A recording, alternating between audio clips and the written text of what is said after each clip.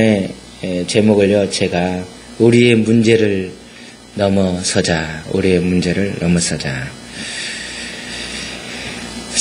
저마다 문제가 없는 사람이 없어요. 문제를 다 가지고 있습니다. 내일부터 중간고사 들어간 사람도 있을 것이고 아마 문제가 다 있어요. 근데 문제를 만나면 어떻게 해야 되죠? 잘 풀어야 돼요. 잘 풀어서 답을 잘 써야 좋은 점수가 나와요.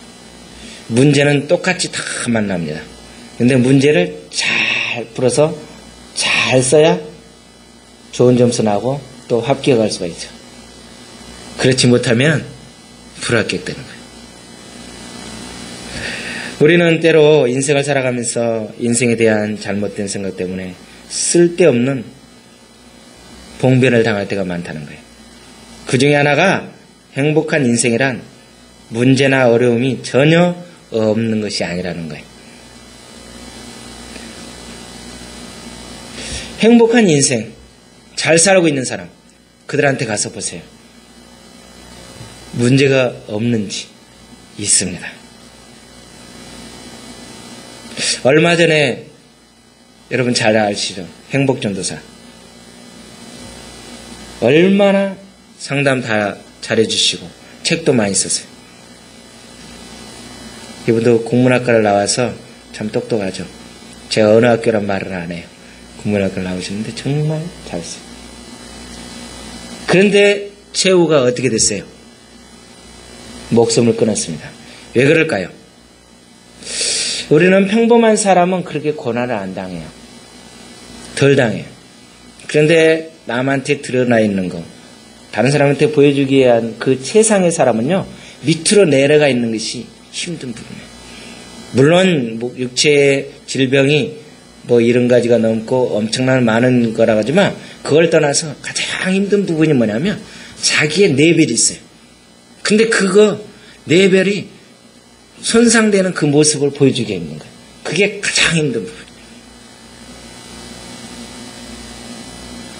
우리는 문제없는 인생이 행복한 인생인 줄 알기 때문에 문제가 없기를 소원하고 있어요. 문제가 없기를 하나님 앞에 기도하고 있어요. 여러분 그렇죠? 아니에요? 그런데 문제 없기를 소원하고 문제가 없기를 기도하는 사람은 결국에 어떻게 되죠? 아무 일도 할 수 없어요. 문제가 없는 곳은 어디예요? 여러분 잘 알다시피 공동묘지예요. 죽은 사람에게는 문제가 없어요.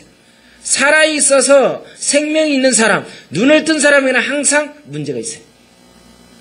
그러나 막상 우리 인생 가운데 문제가 전혀 없다고 한번 상상해 보십시오. 우리의 인생이 계속 행복할 것인가? 아니라는 거예요. 우리 인생이 게을러지고 나태해지고 유혹에 무너지고 만다는 거예요. 이미 말씀드렸듯이 늘 맑은 물은 결국에 어떻게 됩니까? 늘 맑은 날은 결국에 어떻게 되겠어요? 문제없는 인생은요, 우리의 인생을 행복하게 만들어주기보다는 오히려 우리를 타락하게 만듭니다. 성경을 보나 우리 지상에서 모든 사람 하나하나 보면 그런 부분이 많아요. 역사의 흐름 속에서도 이런 것을 많이 보고 있어요, 우리가. 아니, 우리 주변에서도 너무 많이 살펴볼 수 있잖아요. 참으로 어려웠을 때에는 그 가족이 하나로 연합해서 열심히 일합니다. 조금 더 생활을 위해서 남편도 노력하고 아내도 노력합니다.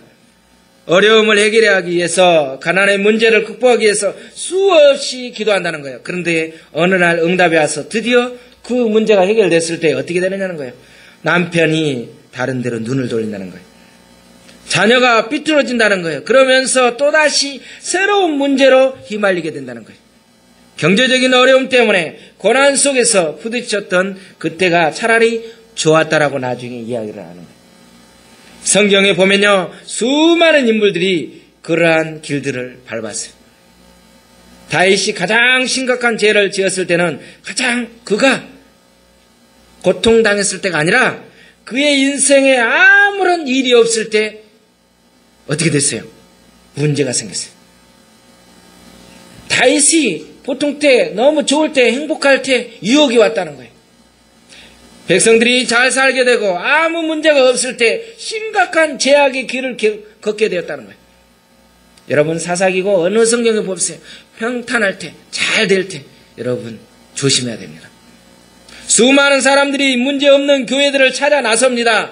하루는 여러분 이 내용을 너무 많이 예화를 들어서 알 거예요. 무디에게 어떤 사람이 찾아와서 상담을 했어요.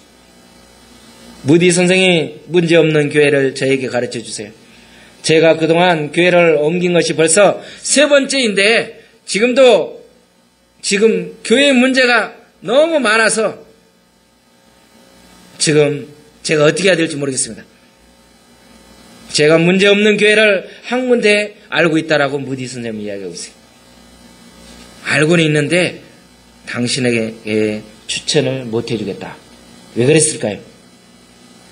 왜 그랬을까? 여러분 머리 좋잖아요. 잘 아시잖아요. 왜 추천을 못 해줄까요? 제가 당신을 그 교회를 소개해 주는 그날부터 그 교회는 문제가 생기기 때문입니다. 결국엔 누구라는 거예요? 우리 개개인이 다 문제를 안고 있다는 거예요. 문제 없는 사람 없어요. 근데 저마다 다 문제 없는 걸 찾아봐요. 우리는 늘 이런 생각을 상상해 봅니다. 우리 사람 만남 속에서 그렇죠. 내가 이 사람하고 안 만났더라면, 다른 사람하고 만났더라면 어떻게 됐을까라는 생각을 수없이 많이 합니다. 판을 한번 그렇게 생각해요.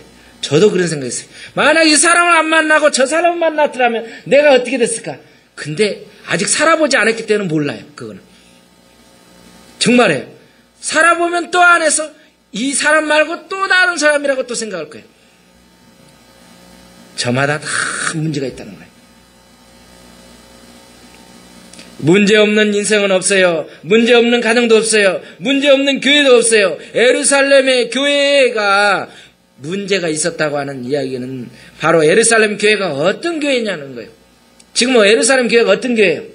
성령이 충만했던 교회예요. 보통 교회가 아니에요. 성령이 충만했던 교회예요. 날마다 부흥하는 교회였어요.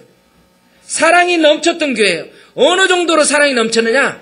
내 재산을 갖다 다 바치고 내 것 네 것 할 것 없이 이웃에게 다 바쳤던 사람이에요. 이 정도면 대단하지 않습니까? 지금 지상에 있는 그런 데가 이런 경우가 있겠어요? 성도들 가운데 자기 재산을 다 팔아서 가난한 성도들에게 다 나누어 주는 사람들이 있다니까요. 그런 사람들이 모인 지금 교회에 있어요. 얼마나 부흥이 잘 됐어요. 한 주일에 몇 명이 등록했어요? 3,000명이에요. 3,000명. 그뿐이에요. 또 안전뱅이가 일어나는 기적이 일어나요. 또 그뿐이에요. 하나님 말씀의 성령을 속이니까 그 자리에서 죽었어요. 이런 사도행전에서 일어난 사건들이 있는 가운데 왜 이런 일이 문제가 있느냐는 것. 오늘날 그런 교회가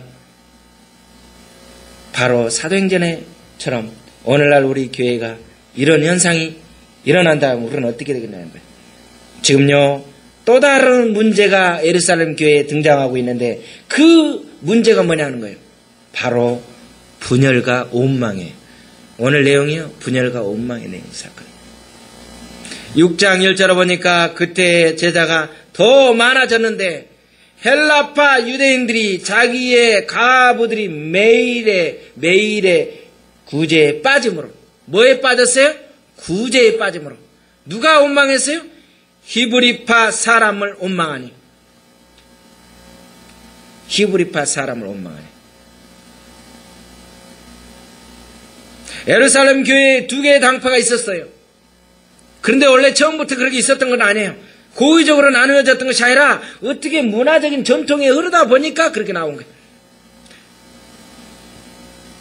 원망은요 무서운 것입니다. 이스라엘 백성들이요 광야에서 왜 멸망당했냐는 거예요. 왜 멸망했어요? 믿음이 없어서요? 뭐가 없어서요? 원망 때문에 그래요. 원망하는 곳에 다 죽음이에요. 죽음. 원망 때문에 원망이 일어나면은요 그 안에서 역사가 일어나요. 원망은 누가 주는 거예요? 사단이 주는 거예요. 원망은 성령님이 주는 거 아니에요.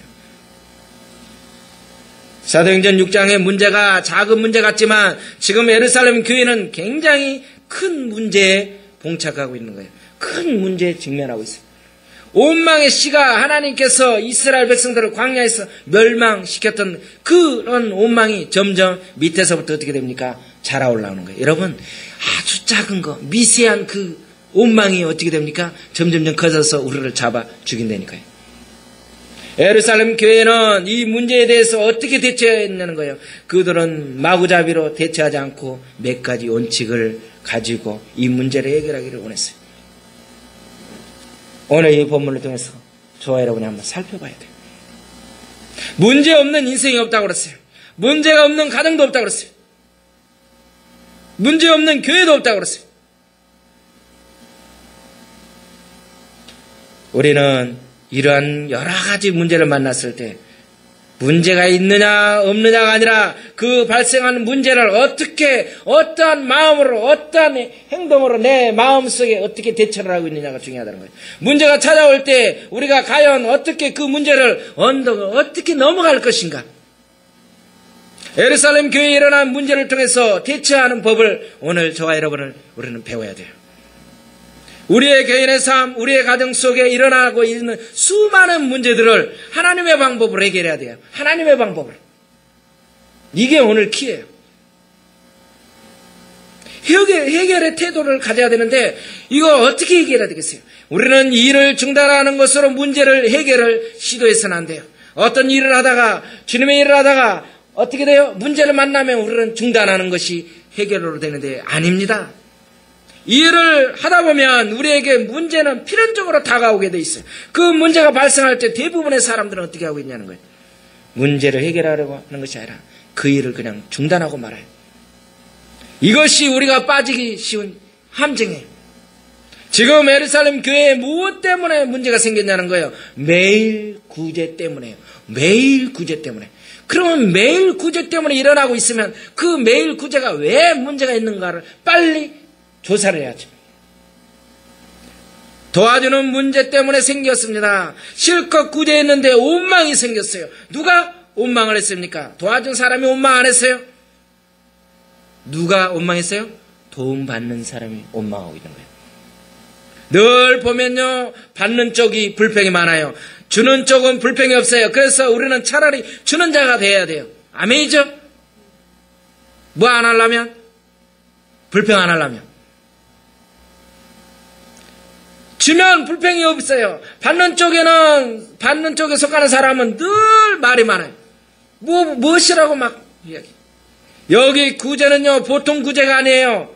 원래 여러분 이 시대적인 흐름을 아셔야 돼요. 이때 당시요, 구제는 원래 언제 해야 돼요? 한 번씩 해야 돼요. 일주일에 한 번만 해야 돼요. 원래 풍습상. 금요일 오후부터 돌아다니면서 어떻게 됩니까? 여기에 돌아다니면서 이렇게 수거해서 여기다가 다 돈을 받아요. 이걸 해서 어떻게 되죠? 모아놓은 다음에 돈을 이렇게 도움을 주는 것이 구제, 원래 그런 습관이었어요. 그런데 지금 여기 교회는 어떻게 됐어요? 언제예요? 매일 구제에 빠졌어요. 여러분 일주일에 한 번 하는 것은 별 문제가 없어요. 그런데 매일 구제에 빠지니 얼마나 쉽겠어요? 어렵겠어요? 어렵지요. 그거 분할해서 어떻게 조정해서 주려면 얼마나 힘들겠냐는 거예요. 그러니 어떻게 돼요? 적게 줬느니 어쩌느니 그게 얼마나 힘들겠어요.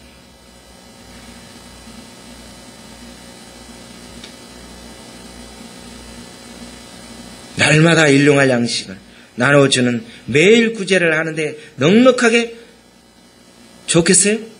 여러분 넉넉하게 좋겠냐고요? 아무래도 문제가 있을 수도 있겠죠. 그날에 필요한 것만큼 나눠주는 것인데 매일 구제의 간섭이 이어졌던 거예요. 자녀들도 그렇습니다. 아예 유산을 남기지 않으면 그 집에 분쟁이 없어요. 그런데 유산을 조금이라도 남기면 누가 많이 가졌네. 내가 더 어머니를 모셨는데.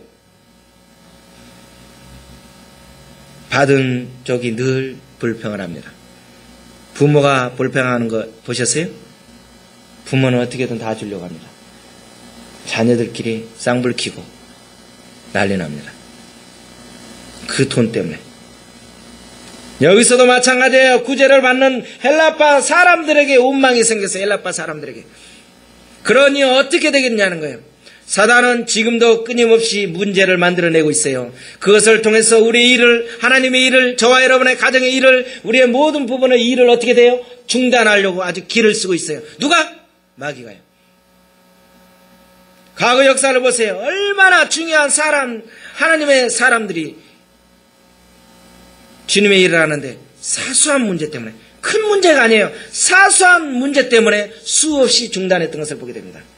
사단은요, 바로 그것을 노리고 있어요. 사단은 큰 것으로 우리를 무너뜨리지 않는다고 여러분 늘 이야기 들었을 거예요. 뭘로요? 아주 작은 것으로. 우습게 보는 그것으로 우리를 넘어뜨리고 있어요. 내가 이 생을 그렇게 했는데도 이것밖에 돌아오지 않는구나. 그런 섭섭한 마음이 우리 마음속에 들어오면 어떻게 돼요? 그 다음부터 우리는 병들게 되는 거예요.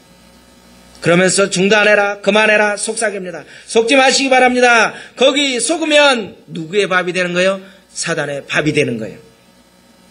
자신을 돌아보시길 바랍니다. 혹 문제 때문에 과거에 하나님께서 맡기셨던 중요한 일을 중단한 적이 혹시 없는지, 그리고 지금 어떻게 하고 있는지, 혹 어려움 때문에 하나님 허락하신 그 아름다운 관계를 포기하며 살아가는 건 아니신지, 부모와 자녀의 관계를 포기하고 부부의 관계를 접어두고 며느리와 시어머니, 하나님께서 맺어주신 아름다운 관계를 단절한 채로 살아가고 있지 않는지, 하나님은 그것을 원하지 않습니다. 하나님은 모든 걸 화평으로 이루기를 원하는 것이지, 어떤 누구도 이렇게 단절지어가지고 선을 그어놓고 침묵 없는 벽을 세워놓기로 원치 않아요.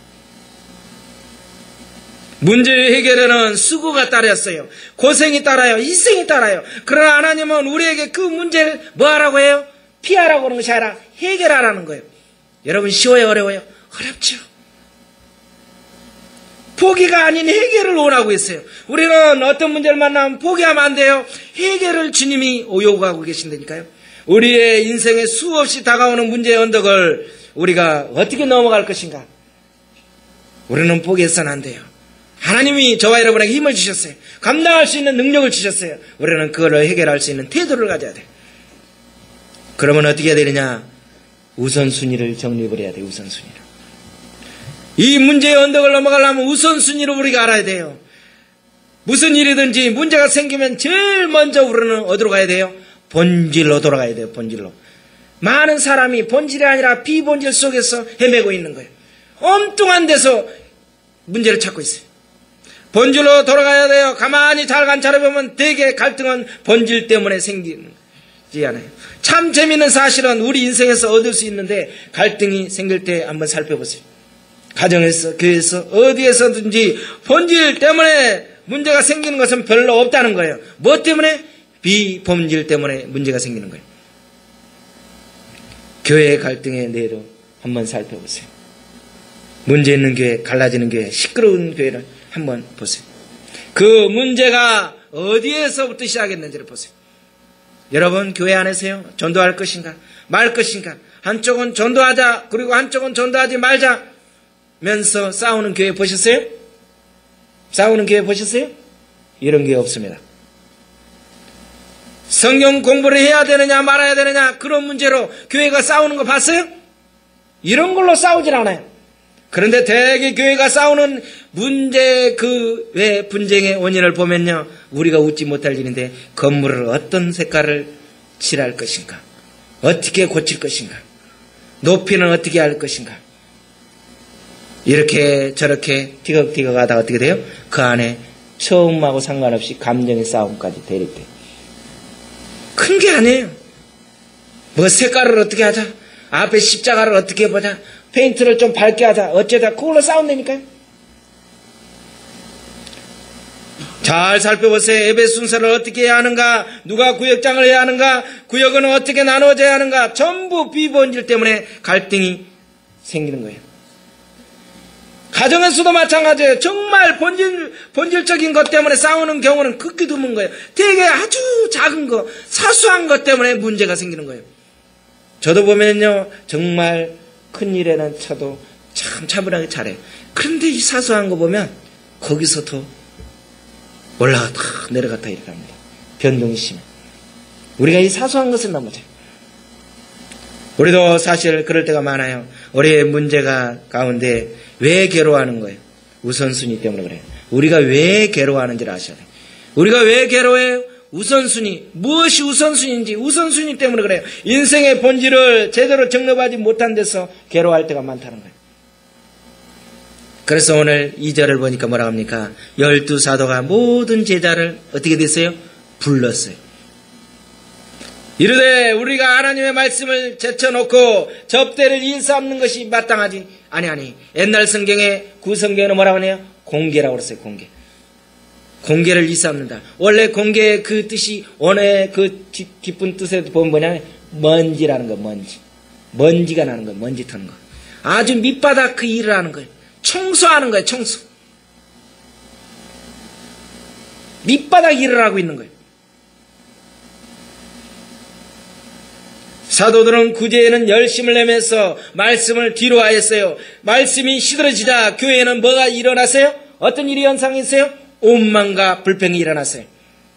저는 이 말씀을 보면서 그렇구나. 교회 안에 문제가 생길 때는 무엇 때문에 그래요? 말씀과 기도가 시들면 그 안에 역사가 일어나는 거예요. 무슨 역사? 사단의 역사가 일어나는 거예요. 그러나 아이들은 다행히 그들은 자신의 잘못을 깨닫고 어떻게 됩니까? 무엇을 해야 될 건지 빨리 모여서 수습을 했어요. 예수님께서는 우리가 먼저 구해야 할 것을 입을 것이 아니라 하나님 나라와 의를 말씀하고 있습니다. 우리는 때로 하나님 제가 이것을 원하는데 채워주세요. 그러면 제가 주님을 위해 봉사하겠습니다. 저희 집 수입을 늘려주세요. 건강을 회복시켜주세요. 그러면 제가 열심히 주를 위해서 봉사하겠습니다라고 기도합니다. 그래야 안 그래요? 저도 그랬어요. 하나님 이 교회를 꽉 채워주세요. 그러면 제가 어떻게 하겠습니다. 그런 생각 들겠어요? 안 들겠어요? 들죠. 하나님 물질의 축복을 주세요. 그러면 제가 선교도 더 많이 하고요. 건강도 힘 좀 주세요. 왜 이렇게 힘듭니까? 그러겠어요? 안 그러겠어요? 그렇죠. 그런데 우리 주님 뭐라고 하냐? 하나님은 너의 모습 그대로 지금 뭐하라? 순종하고 봉사하라. 우리 따라서 합시다. 너의 모습 그대로 지금 순종하고 봉사하십시오. 우리가 지난주에도 그랬어요. 왜 순종하지 않은 거예요? 왜 상의하는 거예요? 빠져나가기 위해서 그렇다고 그랬어요. 하나님은 우리가 준비되어서 순종하기를 원한 것이 아니라 하나님은 우리 지금 자체에 내가 어떻게 그 마음 자체가 서면은 그 다음부터 역사가 일어난다니까요. 근데 우리 약간 틀려요. 보고 믿는 것이다. 보지 않고 믿는 것이다. 굉장히 믿음에는요 함정이 있는 것 같아요. 숙제예요. 쉽지가 않은 거예요. 그래서 영적인 사람과 육의 사람이 완전히 차이가 나는 거예요. 똑같은 상황이지만 이게 엄청난 극과 극을 다루는 거예요.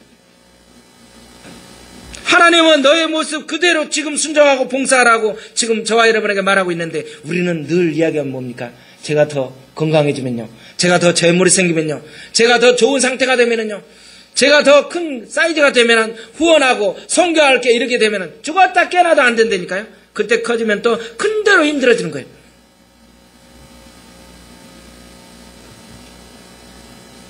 열두 사도에게 한 문제가 생겼어요. 그런데 그들이 할 일은요 우선순위를 재정립하는 거였어요. 구제를 하기보다 하나님이 왜 자기들을 교회에 세우셨는가 자기들의 우선순위를 정립했어요. 본질을 생각해봤어요. 그때 예루살렘 교회의 문제가 해결되었다고 성경은 가르쳐주고 있어요. 문제 가운데 있어요. 여러분 문제가 일어났다. 하나님 저와 여러분에게 축복인 줄 아세요. 문제가 있기 때문에 제가 어디로 기도합니다. 문제가 있기 때문에 하는 거예요. 그런데 조금 문제가 생기면 잘 되는 것 같더니 또 낙심하는 거예요.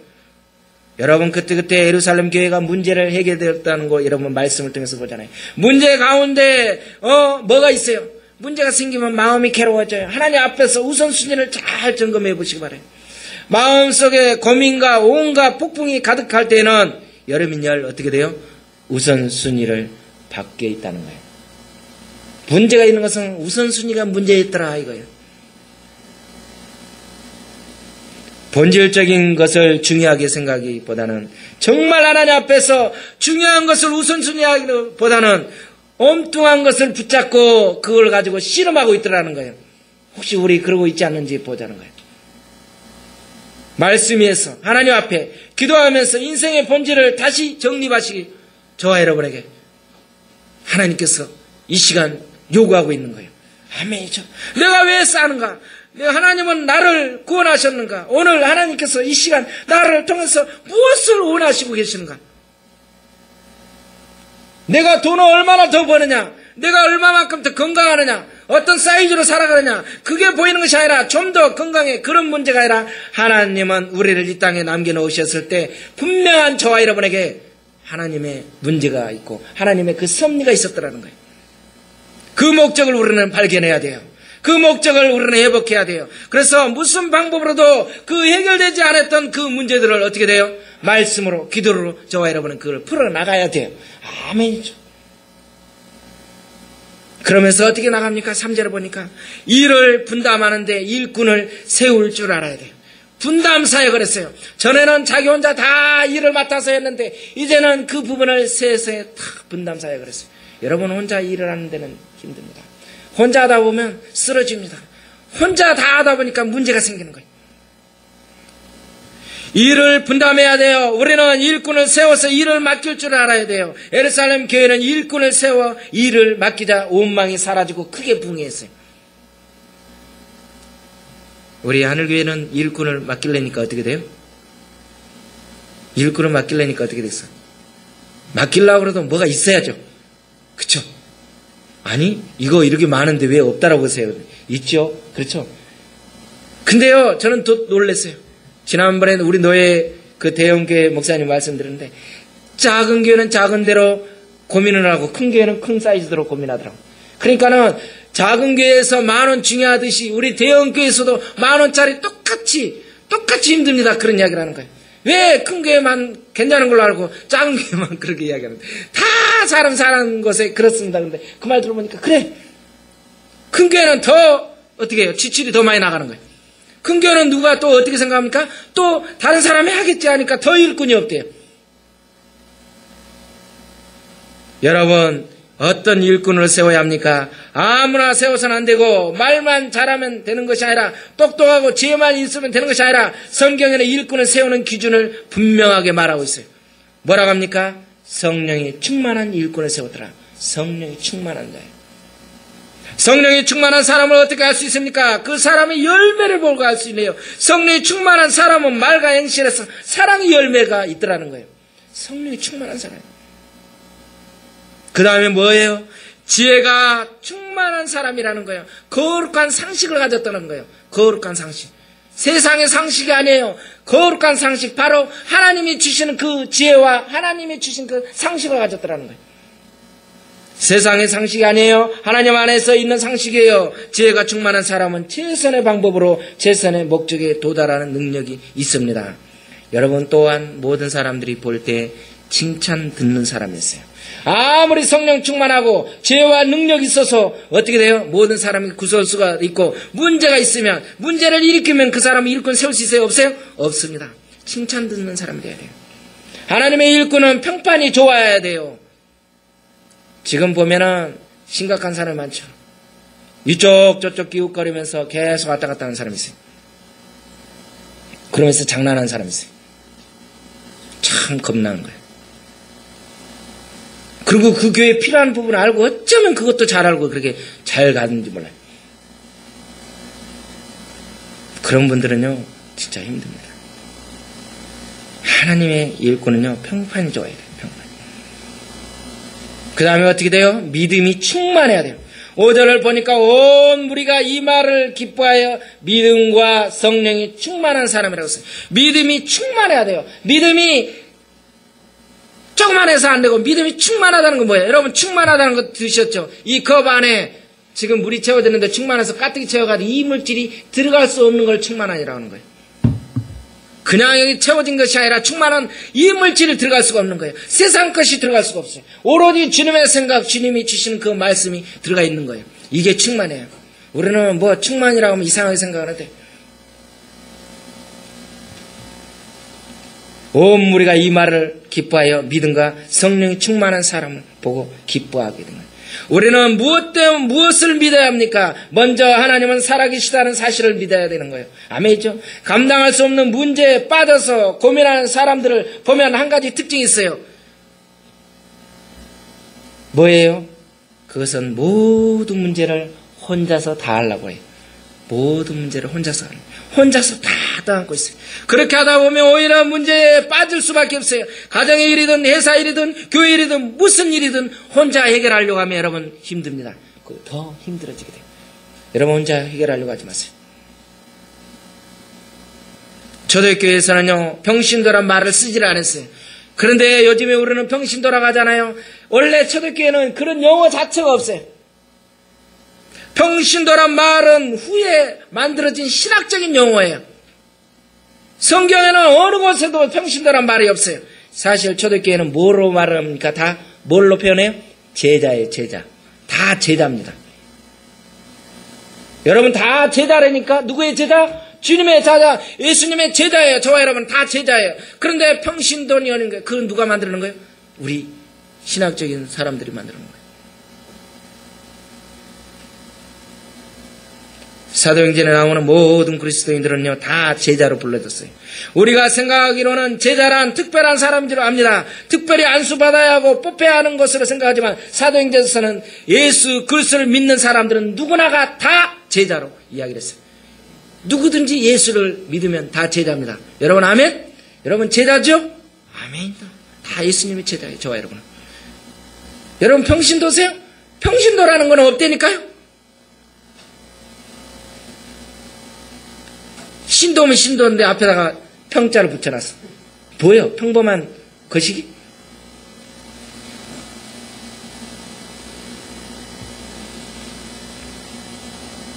사도행전 2장 41절에서 보면요. 그 말을 받는 사람들은 세례를 받음에 이날의 제자 수가 3,000이나 더하더라. 제자의 수가 3,000이나 더하더라. 예수를 믿었더니 어떻게 돼요? 바로 제자예요.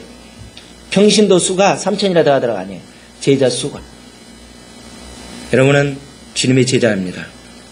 우리는 주님의 제자입니다. 아멘이죠? 아멘이에요. 우리는 주님의 제자예요. 하나님은 왜 교회를 만드셨습니까? 한두 사람만 일하라고 이 교회를 만든 것이 아니라 되게 문제가 많고 발생한 문제를 해결하지 못하는 교회를 보면 단점이 있어요. 특징이 있어요. 몇몇 사람이 그 교회를 주도하고 있더라는 거예요. 그렇게 되면 문제가 발생했을 때 어떻게 다룰 수가 없어요. 수습이 안 돼요. 그냥 깨져버리는 거예요. 모든 원망이 그대로 돌아가는 거예요. 여러분 어느 교회든 간에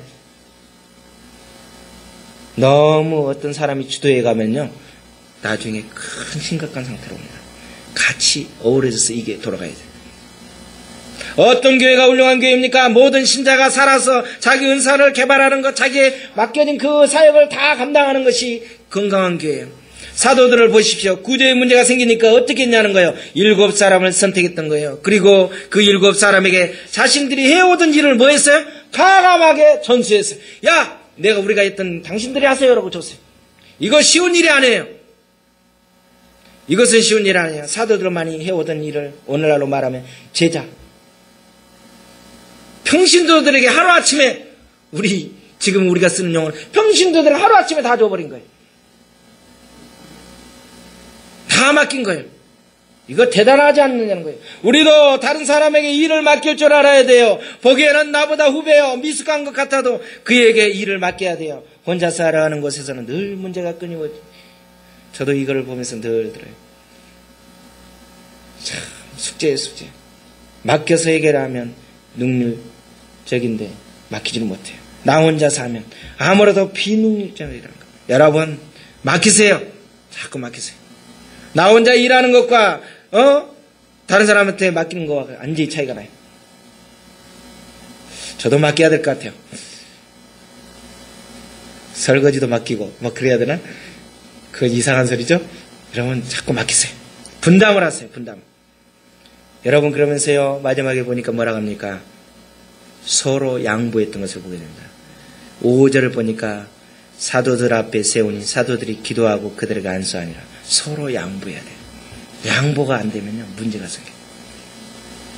7 사람의 이름에는 공통점이 있었어요. 그 공통점이 무엇이냐는 거예요. 다 어디 사람이었어요? 헬라식의 이름이었어요. 자, 우리가 처음에 기억나십니까? 혹시 서두에 어디 사람이 원망했어요? 어디가? 헬라예요, 히브리예요?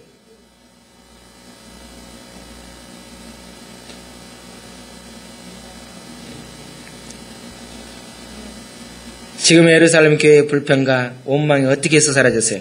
히브리파 사람들이 구제쌀을 다 가져가고 왜 우리에겐 쌀을 안 주냐는 거예요. 헬라파 사람들이 불평하는 거예요. 그래서 사도들이 7명을 뽑았는데 그 쌀을 나누는 맡기는 일을 맡겼어요. 누구에게 맡겼어요? 헬라파 사람에게 다 맡겼어요. 히브리 사람에게 안 맡겼어요. 이렇게 탁 문제가 양쪽에 둘 다 나눠서 했으면 됐잖아요. 근데 그 문제를 탁 해결했어요. 그랬더니 뭐라 그랬어요? 그 문제가 해결이 되니까 잠잠해지니까 하나님의 교회가 7절의 끝에 보니까 점점 말씀이 왕성해졌더라. 하나님 말씀에 더 능력이 더해졌더라. 그리고 또 제자의 수가 더 많아졌더라. 허다한 제사장의 무리도 이 뒤에 복종하더라. 우리의 문제를 갖고 있을 때 우리는 어떻게 해야 되느냐? 하나님께서 우리에게 문제 해결의 방법을 가르쳐 주십니다. 저와 여러분에게 어떤 문제를 어떻게 하라고 성령께서 지혜를 주실 텐데, 아니 어떤 분을 통해서 이렇게 권면이 들어갈 텐데 그 말을 우습게 들어요. 본질로 돌아가지 않고 늘 비본질 속에서 늘 헤매요. 그러면 어떻게 돼요? 시간은 시간대로 길어지고 결국에 더디게 되더라는 거죠. 여러분, 저와 여러분에게 어려움이 있을 때 본질을 잊어버리면 불평이 생긴다는 걸 이해하세요. 원망하고 낙심하고 그렇게 살아오는 것은 주님이 방법이 아니에요. 우리 앞에 태산 같은 문제가 있다 할지라도 다 극복할 수 있어요. 그거를 넘어갈 수 있도록 어떻게 해야 될지 하나님께서 주시는 그 말씀으로 통해서 기도와 말씀으로 충만해지고 하면은 성령님께서 그 교통정리가 되더라는 거죠. 여러분, 우리는 비본질 속에서 사소한 것 때문에 가정의 문제, 여러 가지 만나는 것 문제에 있어서 어떻게 살아가고 있는지 보세요. 본질로 보세요. 멀리 보세요. 그러면 주님이 저와 여러분을 통해서 역사가 일어난다고 봅니다. 기도드립니다. 살아계신 주여 하나님, 우리는 주님을 사랑한다면서 비본질 속에서 열심히 노력하고 헤매고 있습니다. 여호와 하나님, 이제 비본질이 아니라 본질 속에서 주님을 찬양하고 주님을 앞세우며 늘 주님 앞에 묻게 하여 주옵소서. 우리가 세상의 방법으로 열심도 있지만 매일 어디에 빠져 있는지 우리는 한번 살펴보게 하여 주옵소서. 그 빠져 있는 것이 주님이 원하는 그 방법으로 빠져 있는지, 안 그러면 내가 세상의 방법으로 빠져 있는지, 젖어 있는지 한번 살펴보고 주님께서 그 부분을 다시 점검하여 비본질이 헤맨 것이 아니라 이제 본질로 돌아가서 정말 주님이 원하는 방법으로 사랑하며 인내하며 그것을 순종하는 우리의 믿음의 지체들로 세워주옵소서. 이 모든 말씀 주 예수 그리스도의 이름으로 기도드리옵나이다.